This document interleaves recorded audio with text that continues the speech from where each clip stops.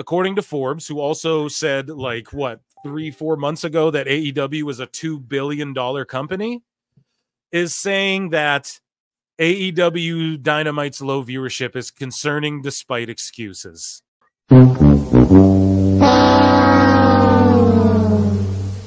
Told ya.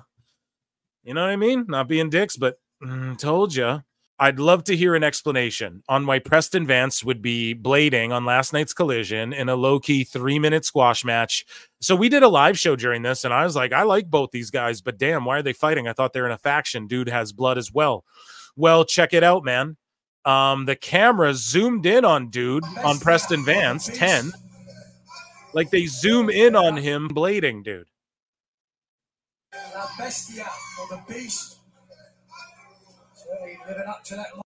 They got Taco Bell commercials going on during Jack Perry. The production's given up, man. In WWE, man, they have us like, we're watching movies, dude. Like, someone will hit a move. Punk and Drew, dude hits a move. The bracelet goes flying. The camera focuses in on the bracelet.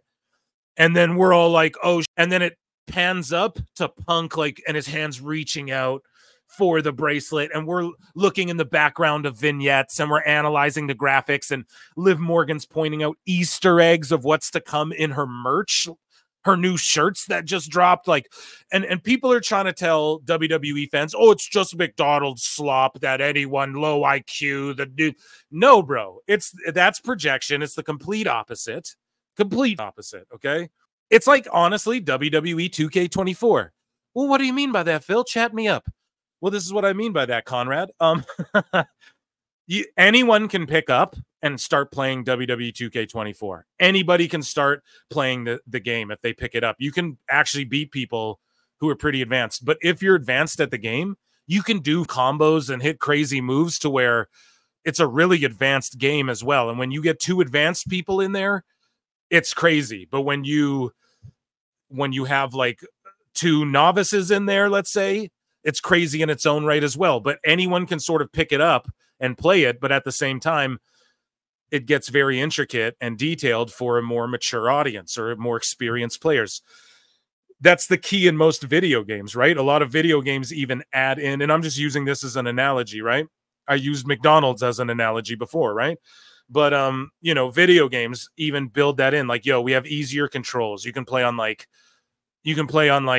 easy where you fucking just tap X to fight instead of the combos or whatever, right? A lot of games have that. So that's just another analogy that I'll throw out there. But WWE's operating on this other level, man, when it comes to the nuances and everything.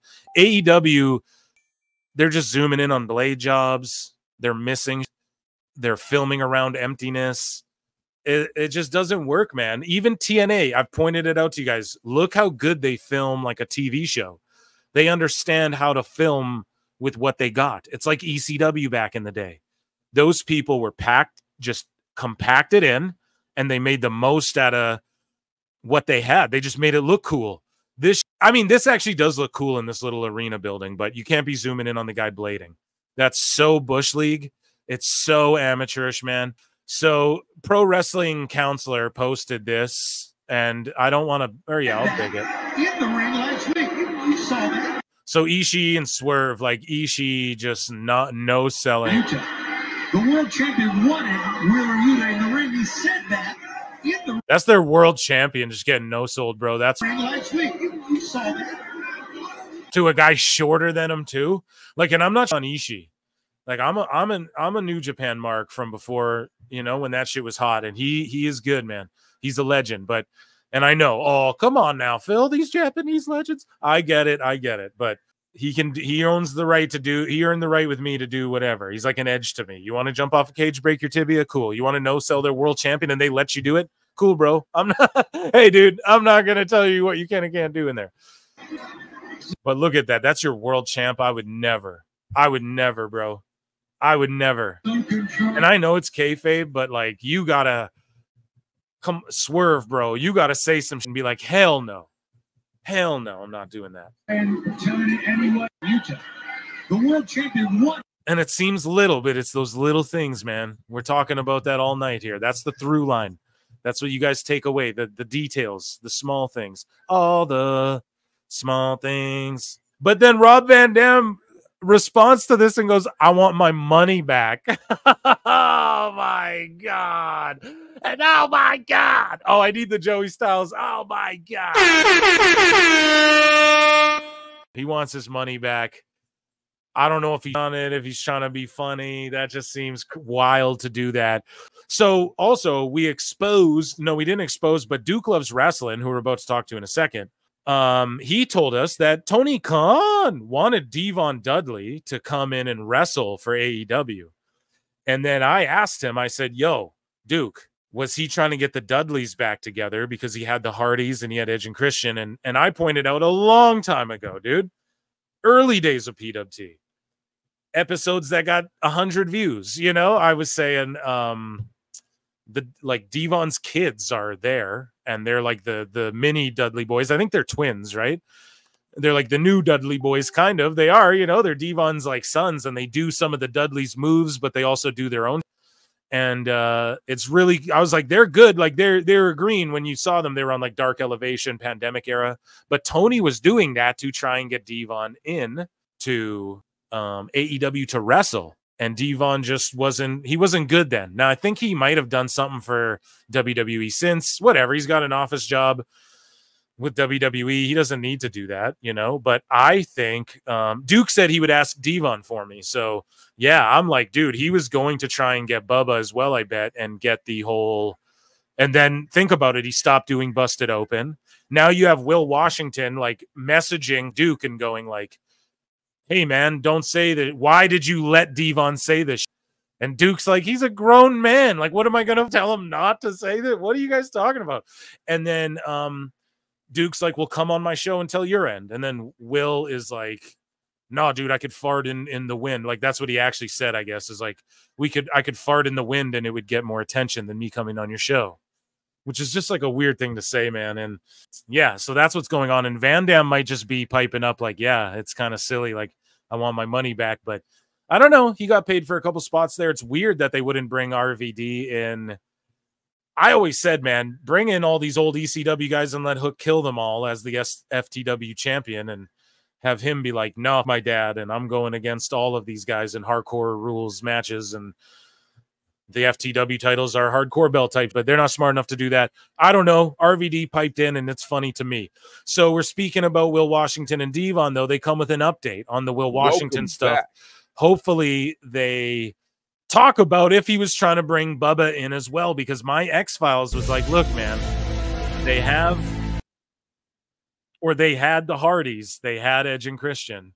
Of course, Tony would have tried to bring the Dudleys in, right? And then you put the Bucks in there and do like, oh, four-way, because TNA would do that too with like they do like the Hardys and Team 3D versus like the Wolves in like three-way TLC matches to get them over, you know, to get other teams over and try and recreate a bit of that magic. And those matches slap too, but Tony was thinking about doing Edge and Christian, the Hardys, Dudleys.